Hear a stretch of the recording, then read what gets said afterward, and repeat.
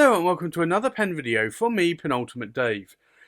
So I have here another pen review, and this is in a white box, and if I sort of show you here, this is a Sailor, and it says it's a PG3. Now if I show you this side, it says it's a Sailor, and it's the Pro Gear King of Pen, and this is a lucky charm. So I think let's go and open up this outer box. If I remove that, you will see here we get this sort of lovely it's almost like a black rubbery textured box, and it does have a magnetic closure and it will snap back. You'll see here that it comes in this sort of blue box. And if I open this up, you will see the Sailor King of Pen, and this is the Pro Gear version, and it's the lucky charm. So let me just remove the bed, and I'll show you a few things that you do get. You do get this Sailor, and this is I guess a bookmark. This is actually quite nice that they do this, but it's a North America limited warranty. Why is this North America limited warranty? Well, because this is a North American limited edition version or special edition version of the Sailor King of Pen. So you get that. One thing I've noticed more recently is that a lot of the Sailor King of Pens are coming with a spare converter. And I don't know if this dates back to maybe the olden days a few years ago when Matt Armstrong from the Pen Habit was harping on about how the Sailor converters are really terrible. I have never had any issues with Sailor converters. Maybe I've just been lucky. I've got them on a Sailor 1911 large. I've got them on a number of King of Pens, and I've got them on my classic pens LV5, and I have no issues. But it's nice actually to see that Sailor, maybe it's just Sailor US, but they are including a spare international converter. Well, I say international converter, it's a Sailor converter. Now, strangely enough, I also have the Sailor Pro Gear Ocean, and that was, I don't know if it was a UK or European version.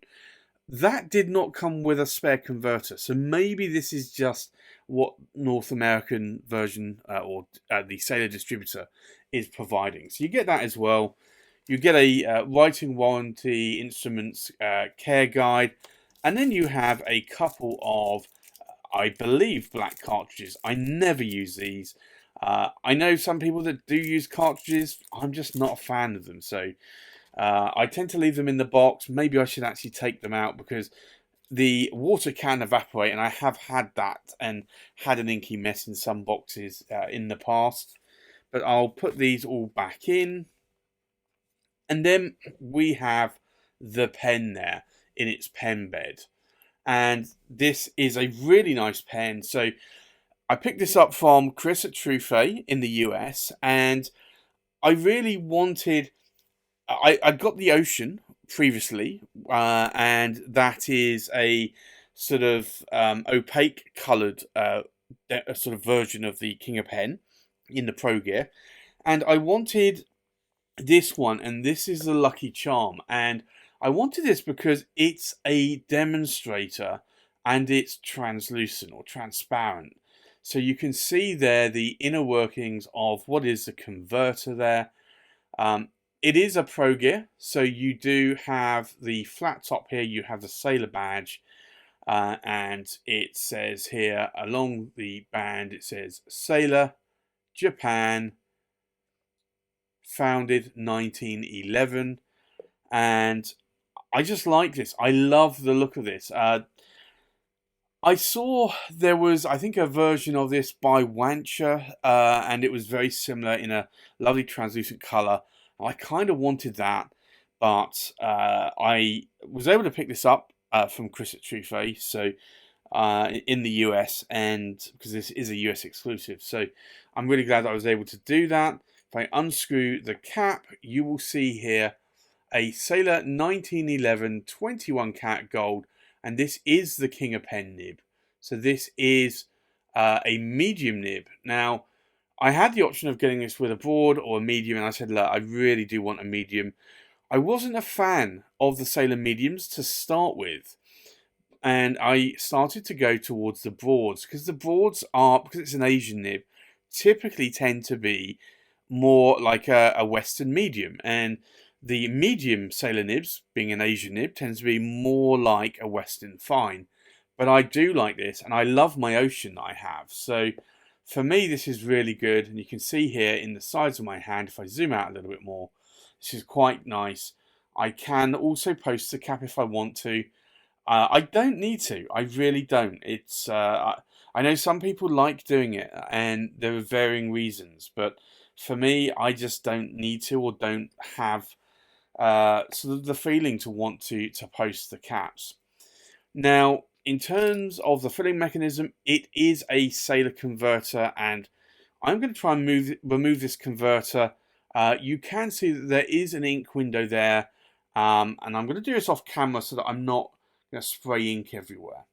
So that is the converter, and you can see here that this is where it plugs into, and you just push it in here. So all of this is part of the section. It's a very long section, and I've already got some ink on my fingers there as well. But that is the filling mechanism. You can also see that the section here is translucent as well. So you can see the nib there and the feed. But this is a really nice pen. So let me just put the cap, and you can see here how translucent it is. So if I hold my hand behind it, you can see that there is some translucency, and you can see as I'm screwing this on, here you go, you can see how translucent that is around these metal threads here.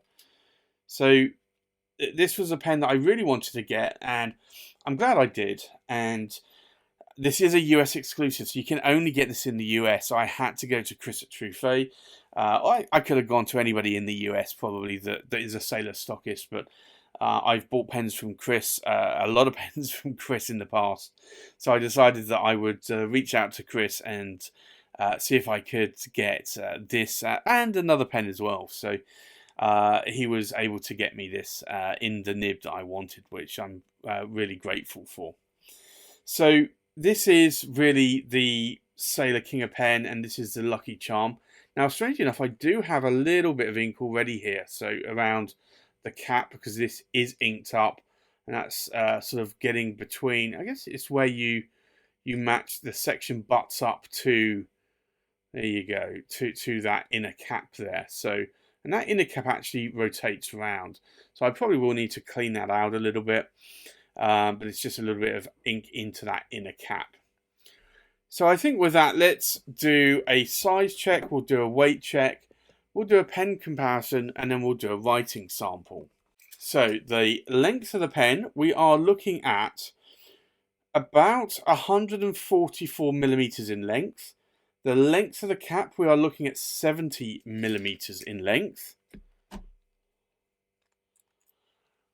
And then the length of the body, if I can stop that rolling, to the tip of the nib or the tip of the tines, we are looking at about 126 millimeters. So it's bordering on what I would call an oversized pen. Typically, I would say around about 128 millimeters is an oversized pen. But I find this is very comfortable in my hand. I really do love writing with these. The one thing I should say about Sailor King of Pen nibs and Sailor nibs in general is that they do have a lot of feedback. It's not toothy normally, it's not scratchy, but it's more pencil-like feedback. Some of the nibs can be more of a crisp italic or traditional italic. So they can be a little bit, if you roll your nib sometimes, they can be a little bit more catchy or crisp. But I find this one writes really well, and I really do like it. So I think let's do a weight check.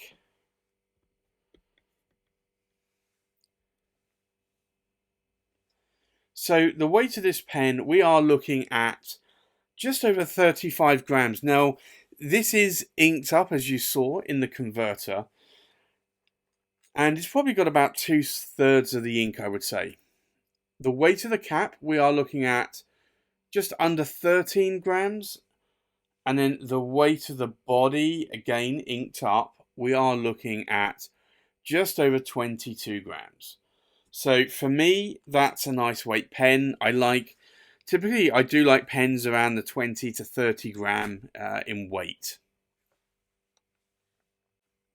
But this really is a lovely pen, and I do like the transparency on this. I didn't originally like the clear demonstrator version of the King of Pen, but I am liking this one.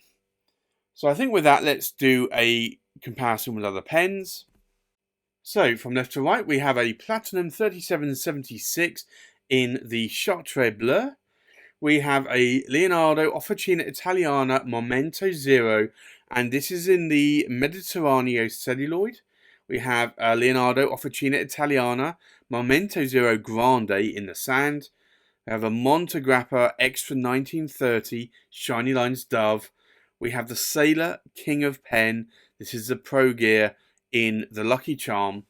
We have a Visconti Homo Sapiens Bronze Swirl, a Visconti Medici Il Magnifico, a Visconti Opera Master Golden Dust, a Visconti Speakeasy, and we have the London Pen Company, the Christopher in Erinoid Caramel. So let's do a writing sample. So this is the Sailor, and it's the King of Pen, and it's the Pro Gear, and it's the Lucky Charm. Now this is a medium 21 karat gold nib.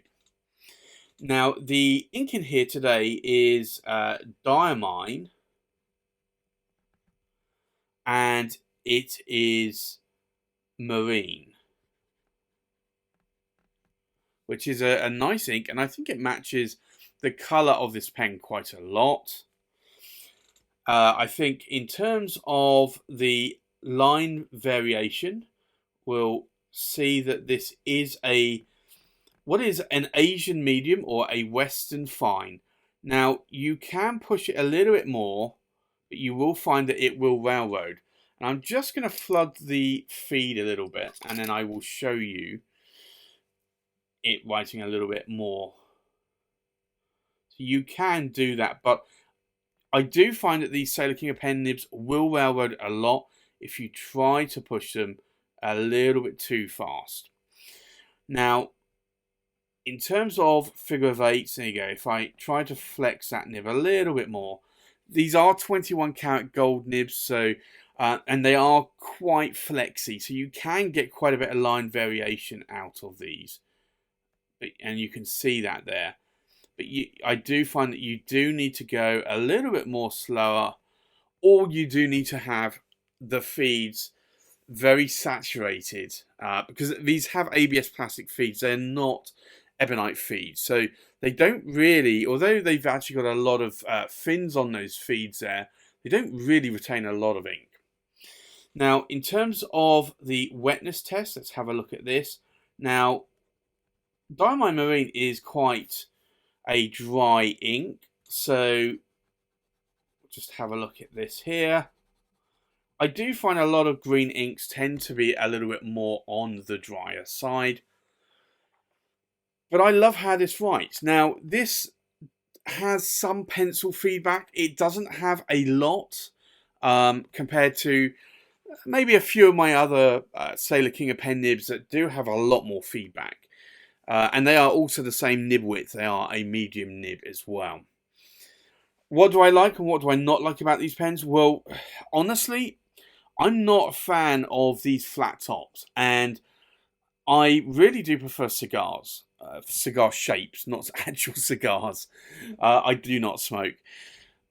But when I bought my first Pro Gear Ocean, I actually realised that although I didn't like the flat tops on it or the flat ends, I actually realised that I didn't mind it. So for me, it's not an issue. I thought it would be an issue, but it's not an issue.